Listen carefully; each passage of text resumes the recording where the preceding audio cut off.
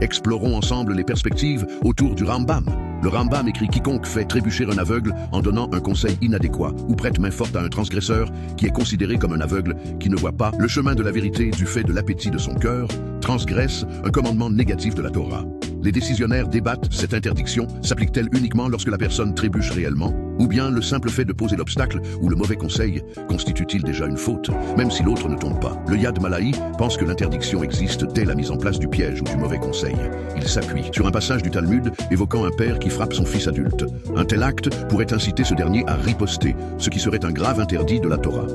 Mais le Talmud dit: même si le fils ne réagit pas, le père a déjà fauté en créant une situation périlleuse. Le Péri Yitzhak estime, quant à lui, que l'interdiction ne s'applique que si la personne trébuche réellement sur l'embûche. Il considère toutefois que le cas du Talmud constitue une exception, car frapper ses parents est une interdiction sévère de la Torah, justifiant une plus grande rigueur.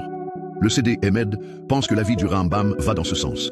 Il souligne que le Rambam écrit: quiconque fait trébucher un aveugle, ce qui suggère que la faute repose uniquement sur celui qui a effectivement provoqué la chute. Si ce genre d'analyse du Rambam vous passionne, abonnez-vous à cette chaîne et surtout, procurez-vous notre nouvelle édition du Mishneh Torah, une œuvre inédite qui redonne vie aux enseignements du Rambam avec clarté et profondeur.